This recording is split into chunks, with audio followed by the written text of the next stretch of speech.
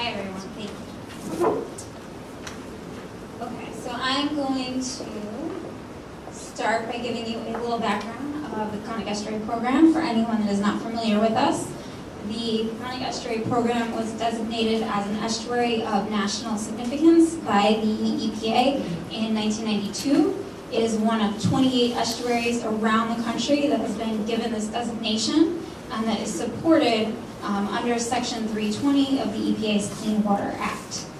The Peconic Estuary Program is a partnership of local, state, and federal governments, citizens, environmental groups, businesses, industries, scientists, and basically emphasizes a holistic approach to managing the Peconic Estuary and seeks to get input from community members in the decision-making process. The boundary of our watershed is outlined in red, shown on the map, and includes all of the lands that contribute groundwater and surface runoff to the estuary. As a national estuary program, we are responsible for creating and implementing a comprehensive conservation and management plan, which I will be referring to as the CCMP. And this is basically our blueprint for how we're going to restore and protect the Peconic Estuary. The CCMP was approved in 2001 and it covered issues including brown tide, nutrients, habitat and living resources, pathogens, toxins, and critical land protection.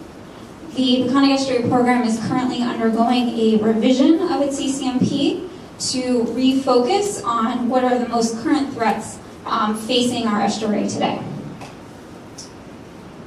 And concurrently to this revision of our CCMP, we are working with Anchor QEA to conduct a climate-ready assessment for the Peconic Estuary. So the original CCMP does not mention climate change at all. In the new CCMP, climate change will obviously be incorporated throughout the document. And this climate-ready assessment will help us figure out how best to do that and how to incorporate climate change into all of our future decision-making. So there are essentially two parts to this project. The first is an update of our critical lands protection strategy, which identifies and prioritizes lands for protection and acquisition based on certain environmental criteria. And we're going to be updating the strategy specifically to incorporate the effects of sea level rise and other climate change vulnerabilities. The second part is we'll be conducting a climate change risk and vulnerability assessment, and this will be following guidelines that have been outlined by the EPA's Climate Ready Estuaries program. A climate risk and vulnerability assessment is also being conducted for the Shinnecock Indian Nation. Like the PEP, they had a similar desire to look at climate change risks and vulnerabilities, and there is some overlap in our geographies, so we have partnered with them on that project. So this slide is showing basically the steps or phases for our project. The first step was the development of a quality assurance project plan, which is essentially a document that had to be approved by the EPA that outlines our methods for this project and guides the process. The phase that we're in now is the development of new criteria for our critical lands protection strategy and stakeholder outreach. The next step will be a GIS mapping analysis, and then we'll be moving into our climate vulnerability and risk assessment. And the final product is going to be a climate-ready action plan that's going to identify potential climate adaptation strategies.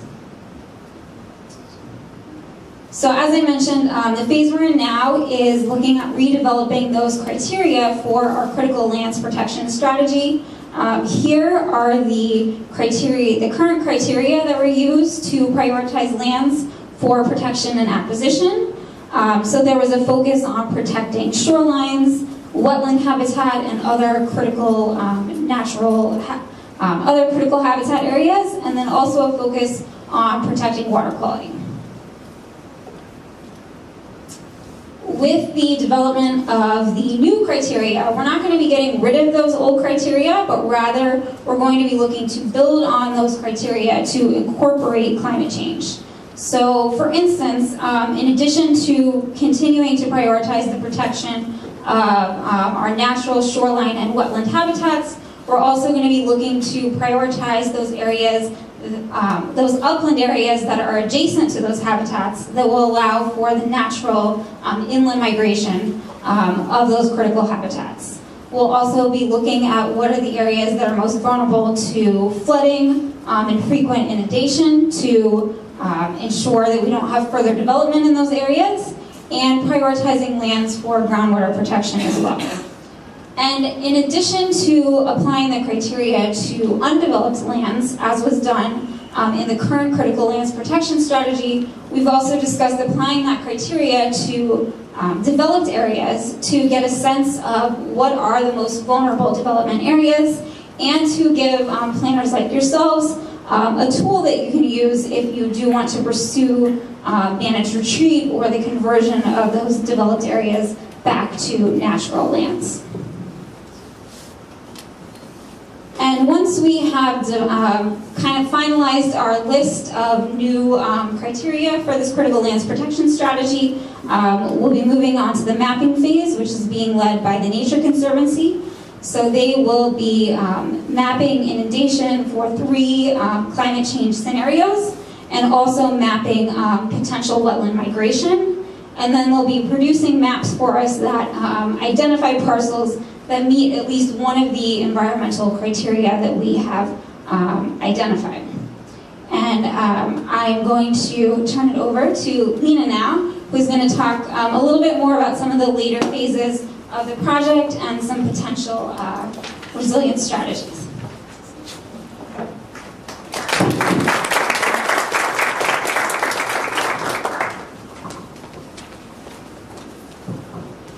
Hi everybody, I'll rush through this because I know we're getting late. I'm Lena DeSantis, I work for Anchor QEA. This project is being led, as Elizabeth said, by Anchor QEA in conjunction with Lisa and also the Nature Conservancy, so it's a combined effort with the Conic Estuary Program. So that's what we're going to be doing, but the next step is to actually come up with potential solutions. Oops, okay. So resilient strategies. So this project is going to be done over a year. It's pretty quick. We're not going to be able to come up with real solutions. What we really want to do is come up with a toolbox that kind of comes at multiple strategies to help towns and planners build upon a lot of the things we've heard today. You know, it's almost combining so many of the resources that have been given today and then really being able to overlay them. So we're going to emphasize nature-based solutions, conserve and restore, and buffers, because again, the Conic Estuary Program is really looking at the health of the estuary, so I think the goal of that is true. But as an aside, we've also heard from the towns that they could use the toolbox to also do things like managed retreat. So what CLIPS criteria, the big thing, how do you prioritize land for conservation, restoration, managed retreat, things like that. We will produce GIS layers that the towns can use, using their own generated information when available and where available. And then we'll also come up with project planning and monitoring tools. So I think this has been talked about many times here today that, you know, this is a historical problem on Long Island. We all know the story, I'm sure. Anybody that grew up, I went to school, you know, elementary school in Mattatuck, and you hear the story of George Washington building the Montauk Lighthouse so many feet back, because erosion is something that was going to happen anyway. As climate change, though, is going to exacerbate all of these problems. So in some ways, we have that we already know what the problems are. They're just going to happen in a much faster and furious pace. So taking what we've learned via natural erosion, via engineered shorelines, and now climate change, today's tides, things that are happening today, and then overlaying those on the future. The sea level rise plus that groundwater, as we see groundwater rise inland as well, and cool. So one of the tools we'll come up with, one of the things Lisa asked me to do was, so Anchor QA, we're a national firm. We deal pretty much exclusively in the aquatic zone. So what are some of the things we're doing for our other clients in terms of managed retreat? And I really couldn't come up with, I surveyed, I went out to all of our coastal engineers, all of our landscape architects and said, what are you doing for towns anywhere in the country on managed retreat? And everybody said nothing. Because it's not really being used. It is. I'd argue that we have a lot of projects with elements of it, but nobody is calling it really managed retreat at this point in terms of the consulting world. So one of the things we're doing is we're coming up with a lot of tools that can start kind of subtly putting these kind of thoughts into towns, municipalities, private. We do a lot of remediation work for private companies. And how we start adding things like this in. And one of the big ways is through this GIS-based tool that we have that looks at the economics. When does it make sense to restore something? When does it make sense to stop restoring something? So that's one tool that we can employ. And I'm going to go over a lot of, again, because as a consultant, I worked in government for many years, and I was on that forefront of public meetings where I had to come up with the answers. I like consulting sometimes because we can have the good cases, the several cases, right? So a lot of that. So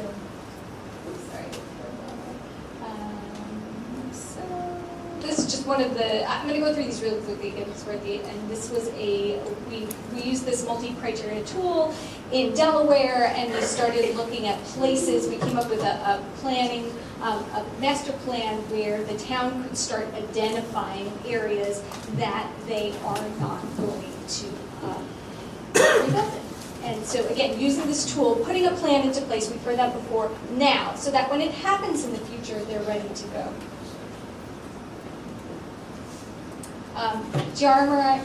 Armoring shorelines. Cedars Park, Washington obviously a different area, but a lot of the same concepts we're dealing with on Long Island. It was a very armored shoreline.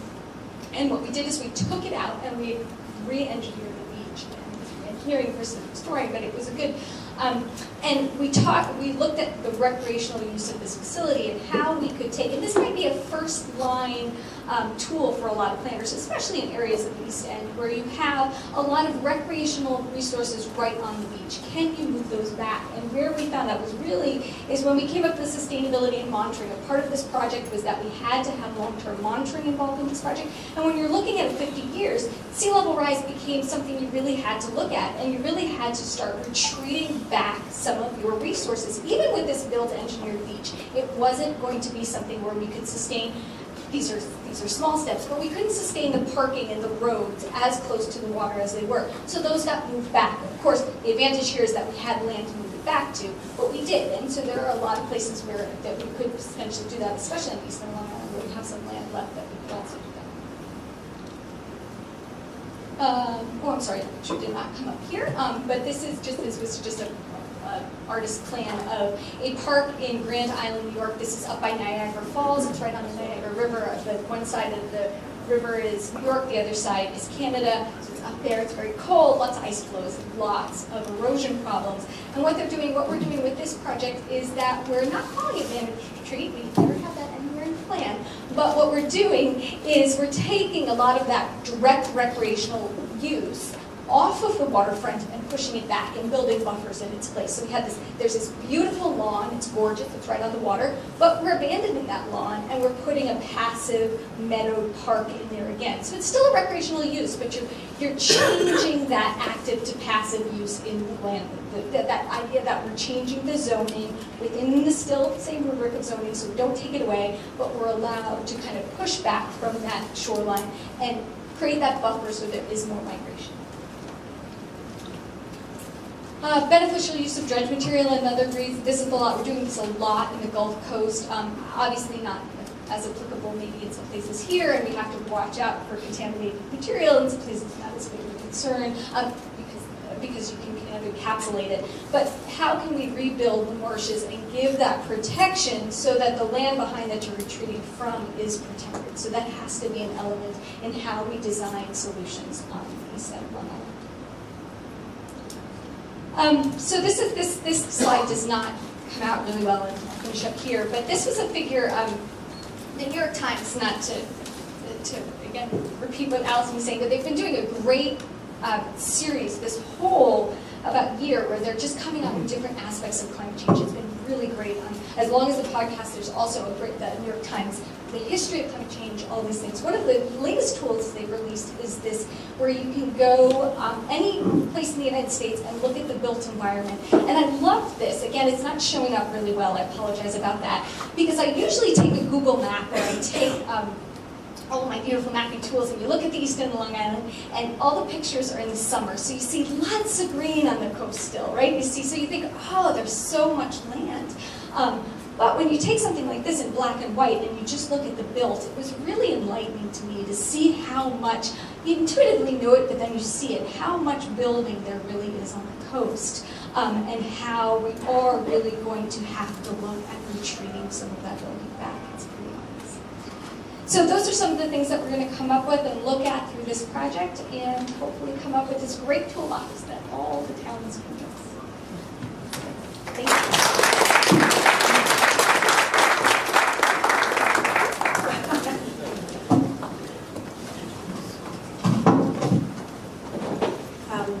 Okay, I'm going to wrap up. I'm going to go very quickly because I want to give you all an opportunity to ask some questions. We're getting close to the end here. This last presentation is about a draft plan, a hamlet plan for downtown Montauk, featuring managed retreat. This is under the guidance of the East Hampton Planning Department. We have Joanne Powell, the Assistant Planning Director, here tonight. The town maintained a consulting firm led by Dotson and Flinker and McLean Associates, RKG Associates, and my firm, Fine Arts and Sciences, and to look at revitalizing downtown Montauk. And we look at all the things that you would imagine in terms of increasing walkability and reducing traffic congestion and improving parking, encouraging mixed-use development and improving stormwater runoff and wastewater treatment. But really, the overriding concern that we needed to deal with sea level rise and the impacts from climate change were recognized as one of the most important issues for the hamlet.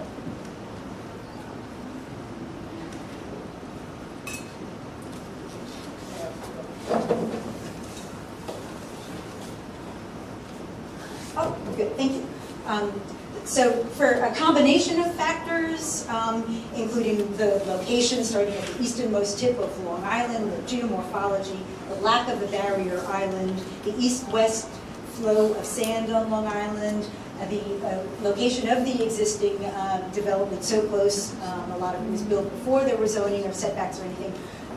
All of these combine to make Montauk's commercial areas particularly vulnerable to erosion. And while awaiting the Fire Island to Montauk Point reformulation study, the long-term coastal plan, the Army Corps of Engineers installed sand-filled geotextile tubes for a stretch of 3,100 feet along the beaches of downtown Montauk in 2016. And several coastal storms have exposed and damaged this installation already.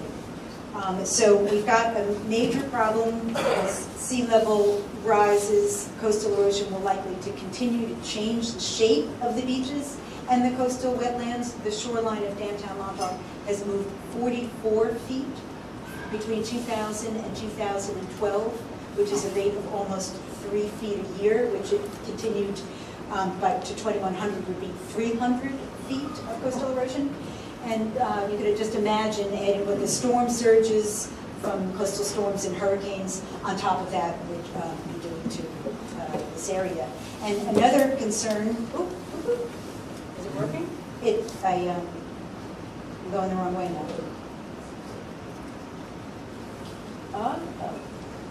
Okay. Thank you. Another concern is that there's just a very narrow strip of land. You see where Fort Pond is there? Between Fort Pond and the ocean is a very narrow strip, very low-lying, and it is referred to properly as the breach because it has been washed through in areas. And with sea level rise, this area is likely to be inundated, potentially making the downtown Montauk and all the areas east of it functionally an island. So what do we do during a 4-day public charrette process in 2016? We presented a lot of this background information on coastal issues in small public workshops. We conducted walking tours, listening sessions, visioning exercises, with members of the community. We did intensive mapping exercises, allowing participants to show where they thought different responses to sea level rise would be most appropriate. And participants were really interested in the science and understanding how a consensus could be developed about that, because everybody has their own figures and information about it, but they really were interested in that part of it. And there was support registered for a multifaceted approach to resilience strategies, including managed retreat, relocation of commercial and residential density, as well as beach nourishment for the downtown area. So we took that and ran, and we developed a conceptual framework to address the multiple planning concerns based on coastal resiliency through a phase strategy. So over the coming decades, the phase strategy would move existing residential, commercial, and infrastructure uses out of the low-lying shorefront areas and replace them with naturalized buffers to mitigate the storm damage and to accommodate the change of the sea level rise. So in phase one, it would be relocating that land. Remember we said right south of Fort Pond, all of that could be flooded. So relocate that through a buyout program, maybe a town buyout program, to the central core, that area identified there in orange. There's opportunities for infill development in there, there's opportunities for second stories, and the areas then that's been acquired would be restored as open space. There might, depending on the acquisition source, could also provide opportunities for parking. And in doing this, we're also creating a denser downtown area, supporting all the theories of walkability and improved downtown area. So the second phase would then address the ocean fronting area, and that would be through a transfer of development rights program to take the motels that are really sitting right on the bluff, right on the beach, those ones you saw, those sandbags in front of, and give them the opportunity to transfer their development to the row behind them, the second row from the ocean, and that's that area shown in orange or dark red. It's we're not actually talking about moving the buildings themselves, but allowing the property owners to buy either both properties and take the amount of development that was existing in the ocean fronting parcels and combining that with your zoning allowed development in the next layer, and combining that and coming up with something more improved, a better design, more resilient design, updated, and then removing the buildings along the ocean and restoring them to a naturalized beach and dune. And then in the final stage, anticipating even further sea level rise and erosion, and kind of moving up to the higher points in the downtown area, kind of in the right-hand section, those red areas there. So continuing to move up the elevation. And along with that, there would be an anticipation that you need to actually raise Montauk Highway to cross that beach area to be able to get to there. So this is it's another way of looking at it here. This is an overview of the existing conditions. And then in phase one, phase two, so you see that's just taking the ocean front moving, and then phase three a little bit further. So everything kind of getting more condensed, moving away from the shore, moving away from the high coastal hazard areas. Here's looking at it at a lot level. This is a typical couple of blocks in downtown Montauk showing the motels right along the ocean, and then also one row back.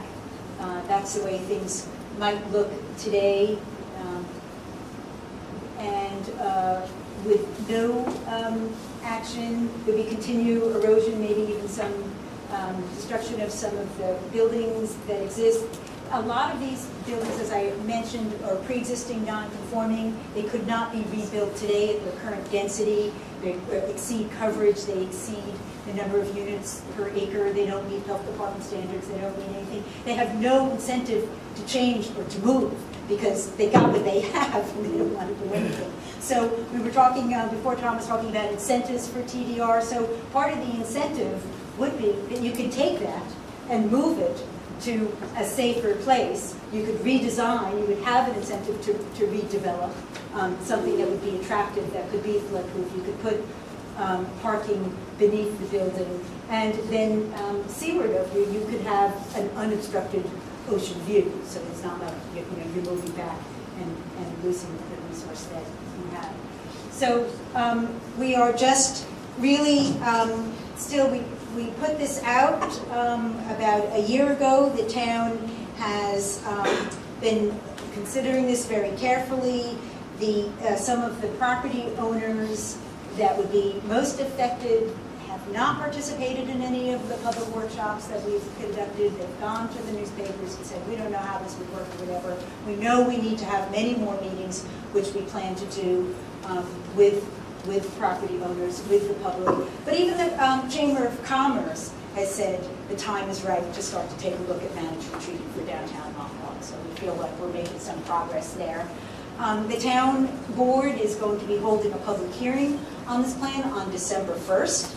And there'll be secret review, and as I said, many more meetings going forward. But we've been able to take advantage of a lot of the opportunity, a lot of the information that's been provided by all these other different levels to kind of integrate it into the plan. So at this point, we don't have any time, but I don't know what we want to do, if people want to stay, whether they have questions. I don't know what the arrangement is. Well, we started a little bit late, so I would say 10 minutes for questions. Okay. All right. And people need to leave, of course. Okay. So we wanted to open it up for any of the panelists, any questions.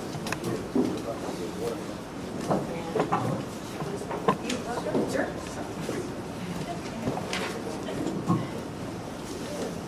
Oh, thank you. My question was to Jane. You said the governor's office stripped the parcels of development rights. Do you bank them, or they're just extinguished, and would that work in coordination with what Tom was just talking about with the TDR program? So that's one of the important things about planning in advance. So when GOZER was created in 2013, the state didn't have this type of large-scale buyout program. So it is one of the things that we are, one of our biggest challenges at GOZER. We go away in September 2022. So we are trying to find other owners and stewards of the land. We had considered creating a land bank. That is something that we're in conversations with other agencies in the state about doing. It's not something that we're able to do with our current parcels, just because in order to comply with the federal requirements of the funding, we have to have the disposition and the end use met by that September 2022 date. So it's something that we are thinking about and hoping that we could take the lessons learned from our program and continuing on. It's just that we didn't, as a state, have this type of program before. But it's land banking is.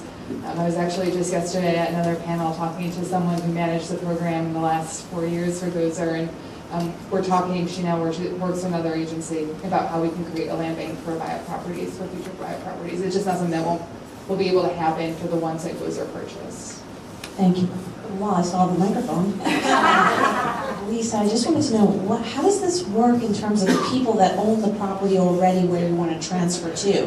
Like, what if you have a holdout, an owner who's like, nah, it's not really, how does that work? It's totally voluntary. So there would have to be people in the sending zone and the receiving zone that would want to do it. And we believe that the market conditions are right to have that happen. The people, the condition of the existing motels, they're kind of getting old, they kind of need to be updated. Montauk real estate is hot right now. And so we think that there would be, interest in people wanting to redevelop their property, but they're stuck right now because of existing zoning. So people would have to start to, go make inquiries themselves and go find, a seller and a buyer. We haven't developed the program yet as to whether the town would also get involved, kind of, as a lot of TDR programs have, municipalities working on that. Hasn't been worked out yet, but that is Good question. Any other questions? Please, I have a question regarding phase 3. How long do you anticipate it taking to, I guess, fulfill phase 3? And is it enough? I mean, if it takes 20, 25 years to do that,